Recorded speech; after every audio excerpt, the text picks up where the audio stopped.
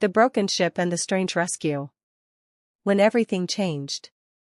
The distress signal came from the edge of the Kepler belt, a forgotten corner of space where broken ships went to die. Commander Zexthor of the Krillian Empire watched his console with dying hope. His warship, the Crimson Talon, had been magnificent once. Now it was just metal and memories, leaking air into the void. "How long do we have?" he asked his second officer. 3 hours, Commander. Maybe 4 if we shut down life support in the lower decks. Zexthor looked at his crew. 47 warriors, the finest the Krillian Empire had ever produced. They had conquered 12 worlds together. They had never known defeat. And now they would die in the darkness, not from enemy fire, but from a simple reactor failure. "Send the distress signal again," he ordered. "All frequencies." His officer hesitated. "Commander, we are in human territory. The Empire declared war on Earth just 6 months ago. If they find us, we die as prisoners instead of corpses," Zexthor interrupted. "I prefer the first option." "Send it." The impossible response. The signal went out. Zexthor expected nothing. The Krillian Empire had attacked human colonies without warning. They had destroyed 3 human space stations. They had killed thousands. Why would humans help their enemies? But 15 minutes later, his console lit up. "This is Captain Sarachan of the Earth vessel Mercy's Hand. We received your distress call. We are coming to assist." Zexthor stared at the message. It made no sense. This had to be a trick. "Prepare weapons," he ordered. "This is a trap." His weapons officer checked the systems. "Commander, we have no weapons. The reactor failure took out everything except basic life support and communications." So they waited. Helpless. The Krillian warriors who had conquered worlds now sat in the dark, waiting to see if their enemies would kill them or save them. The human ship arrived 2 hours later. It was smaller than Zexthor expected, painted white with red crosses on the hull. Not a warship. Something else. "Crimson Talon, this is Captain Chen. We're going to attach our ship to yours and begin rescue operations. Please do not resist. We're here to help." Zexthor's claws dug into his armrest. Everything in his training said this was an attack. Everything in his warrior's heart said to fight. But his crew was dying, and he had no weapons to fight with anyway. "Understood, Captain Chen. We will not resist." The strangest warriors. The airlocks connected with a hiss. Zexthor and his officers stood ready, prepared for human soldiers to storm in with weapons. Instead, the door opened and humans in white suits floated through. They carried medical equipment, not guns. "I'm Dr. Marcus Webb," the first human said. His voice was calm, friendly even. "We're going to get you out of here. How many crew do you have?" 47, Zexthor said, confused. "You are doctors?" "The Mercy's Hand is a hospital ship," Dr. Webb explained. He was already scanning Zexthor with a medical device. "Your oxygen levels are dangerously low. We need to move fast." More humans came through the airlock. They moved with purpose but without aggression. They helped injured Krillians to their feet.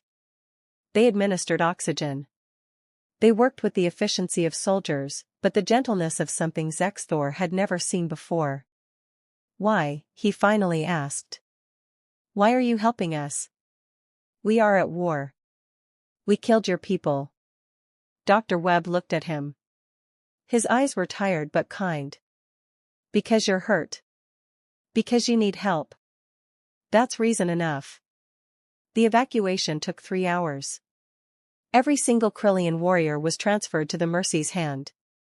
They were given beds, medical treatment, food, and water. The humans worked tirelessly, treating wounds, stabilizing the sick, making sure everyone was comfortable. Zexthor found Captain Chen on the bridge. She was younger than he expected, with dark hair tied back and sharp intelligent eyes. She was reviewing damage reports from the Crimson Talon. "Your ship can be repaired," she said without looking up. "It'll take time, but we can do it." "You would repair our warship?" Zexthor couldn't believe it.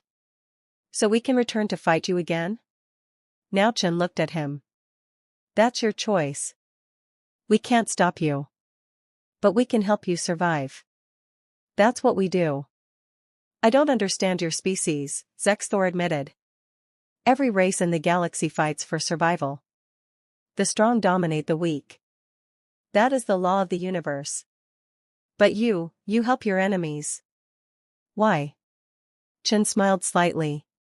"Maybe that's exactly why you don't understand us.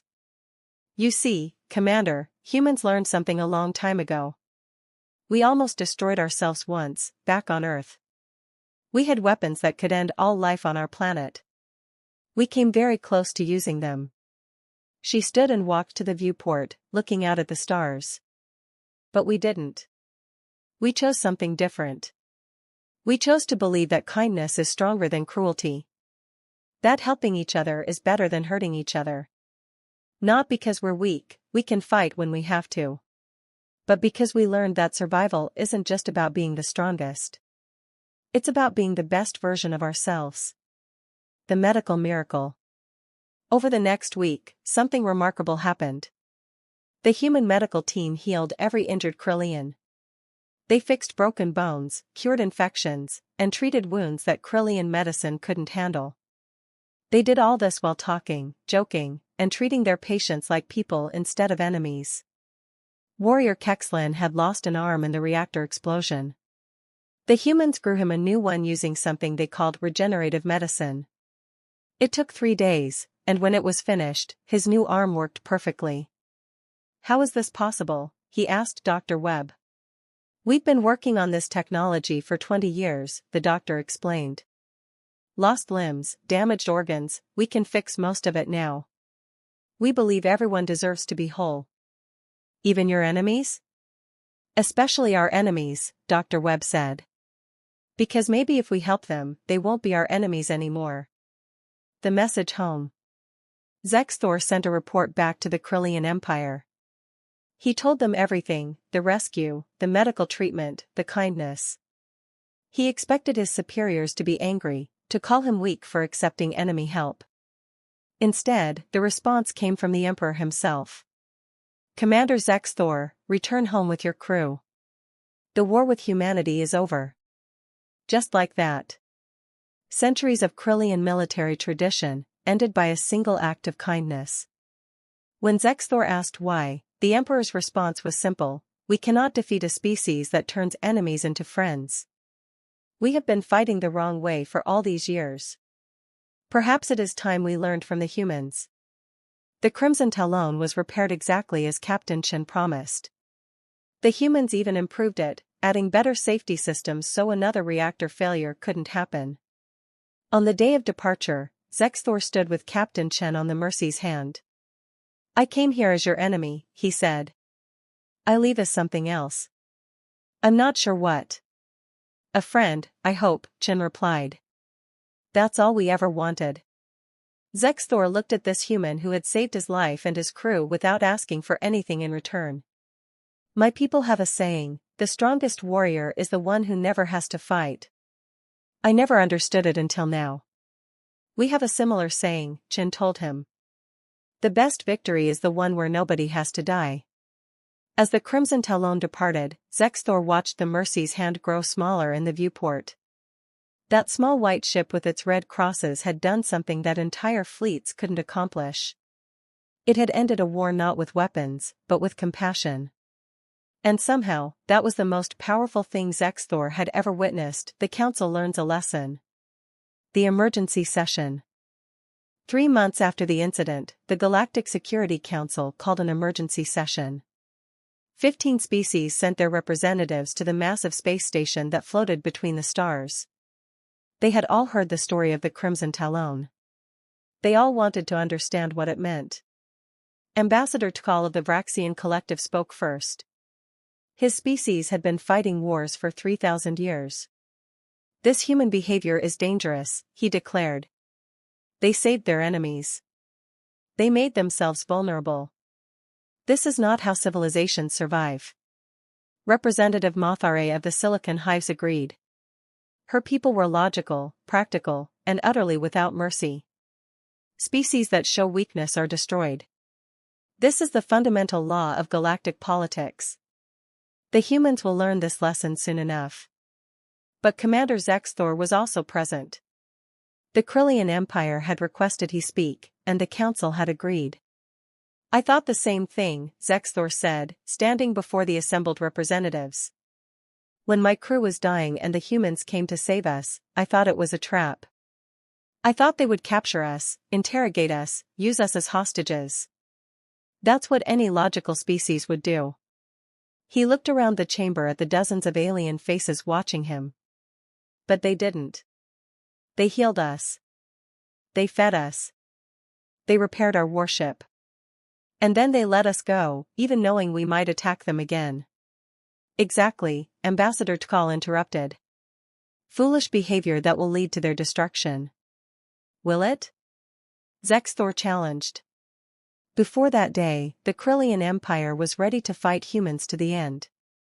We had built a fleet of 200 warships. We were preparing for total war. But after what happened, our Emperor cancelled all military operations against Earth. We are now negotiating a peace treaty. The chamber fell silent. The humans defeated us without firing a single shot, Zexthor continued. They turned their most aggressive enemy into an ally by showing us something we had forgotten, that there is strength in compassion. The human ambassador arrives. Earth had sent its own representative to the council. Ambassador James Park was an older human with gray hair and calm eyes. He had been a soldier once, before becoming a diplomat. He understood both war and peace.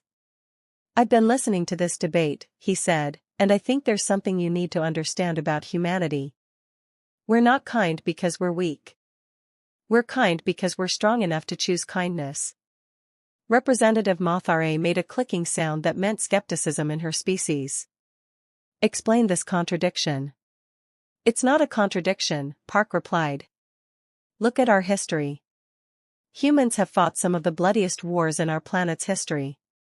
We've created weapons that can destroy entire worlds. We know how to fight. We're very, very good at it. He paused, making sure everyone was listening. But we also learned that fighting isn't always the answer. Sometimes the strongest thing you can do is help someone, even if they've hurt you. Sometimes the bravest choice is forgiveness instead of revenge. Philosophy, scoffed Ambassador Tkal. Pretty words that mean nothing when faced with real threats. Is that so? Park asked. Then let me show you something. He activated a holographic display. Images filled the chamber, dozens of ships, all bearing the medical cross symbol. These are humanity's hospital ships. We have 147 of them, positioned throughout known space. They respond to any distress call, from any species, no questions asked. In the past 5 years, they've saved over 2 million beings from 43 different species. More images appeared. Humans helping aliens. Doctors treating wounds. Engineers repairing ships. Teachers sharing knowledge. We do this everywhere we go, Park continued. Not because we expect something in return. Not because we're trying to gain political advantage. We do it because it's right. The challenge. And has this strategy worked? Commander Zexthor asked. It wasn't a hostile question, he genuinely wanted to know if humanity's approach was sustainable. Ambassador Park smiled. 3 years ago, humans had formal relations with 12 species. Today, we have peaceful treaties with 41 species.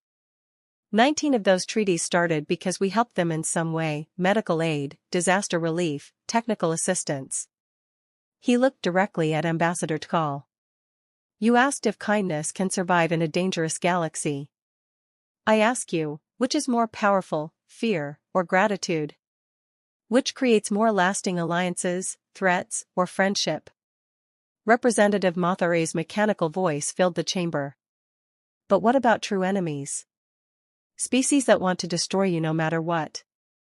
Species that see kindness as weakness to exploit? They exist, Park admitted. And when we face them, we defend ourselves. We're not pacifists. We're not naive. But we found that most conflicts start because of misunderstanding, fear, or desperation. When you help someone who's desperate, they stop being your enemy. He gestured to Zexthor.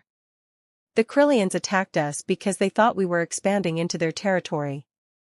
They saw us as a threat. But when we saved their warriors instead of capturing them, they realized we weren't the enemy they imagined. We solved a war with a rescue mission. The vote that changed everything. The council debated for 3 days. Some species supported the human approach. Others thought it was dangerous idealism that would get humanity destroyed. The arguments went back and forth, growing heated at times. Finally, the council president called for a vote on a proposal: should the Galactic Security Council adopt protocols similar to humanity's humanitarian aid system? It was unprecedented. The council had always been about military alliances and trade agreements. Now they were being asked to consider organized compassion as a legitimate political strategy. The vote was close. 23 in favor, 19 against, with 8 abstentions. The proposal passed. The new beginning. 6 months later, the first multi-species hospital ship launched from the Council's central station. It was called the Hope of Many Worlds, and it was staffed by doctors and engineers from 17 different species, trained by human medical teams. Commander Zexthor attended the launch ceremony. He stood next to Captain Chen, who had been promoted to admiral and put in charge of training the new humanitarian fleet. "Do you think this will work?" Zexthor asked her. "Do you think other species can learn what humans know about kindness?" Chen watched the ship depart, its hull gleaming in the starlight. "I don't know," she admitted. "But isn't it worth trying? For thousands of years, the galaxy has been held together by fear and military power. Maybe it's time to try something different." "The Krillian Empire is building its own hospital ship," Zexthor told her. "The Emperor says we've spent too many centuries perfecting destruction. Perhaps we should learn creation instead." Chen smiled. "That's the most hopeful thing I've heard in years." The spreading light. The human approach spread faster than anyone expected. Within 2 years, 40 species had established humanitarian aid programs. Wars decreased. Trade increased. Species that had been enemies for generations began talking to each other. It wasn't perfect. There were still conflicts. Some species rejected the idea entirely, calling it weakness and continuing their aggressive expansion. But even they had to adapt, because their neighbors were forming alliances based on mutual aid rather than mutual fear. Humanity had shown the galaxy something it had forgotten: that survival wasn't just about being the strongest. It was about being the best. About choosing compassion over cruelty. About understanding that every species, no matter how different, wanted the same basic things: safety, prosperity, and respect. Ambassador Park stood before the Galactic Council one last time before retiring. He was old now, tired from years of diplomatic work. But he was satisfied. "We didn't set out to change the galaxy," he said. "We just wanted to be the kind of species we could be proud of. We wanted to look at ourselves in the mirror and know we did the right thing." He looked around at the alien faces, many of whom had become genuine friends. "If others chose to follow our example, that's their decision. But I want you to remember something: kindness isn't weakness. Compassion isn't surrender. Sometimes the strongest thing you can do is help someone who can't help themselves. Sometimes the bravest choice is to forgive instead of seeking revenge." That's what humans learned, and that's what we tried to share. Whether you choose to embrace it or reject it is up to you. But know this: we will keep doing what we do. We will keep saving lives, helping the desperate, and turning enemies into friends. Because that's who we are. That's who we choose to be. The council chamber was silent for a moment. Then, slowly, beings from across the galaxy began to applaud. Some banged appendages on tables. Others made species-specific sounds of approval. It was chaotic and beautiful and completely unprecedented. Humanity had come to the stars as newcomers. They left as teachers, showing the galaxy that there was a better way. Not through superior weapons or cunning strategy, but through simple human kindness, the most powerful force in the universe. And in the darkness between the stars, where hospital ships with red crosses traveled to save lives, that light kept growing brighter.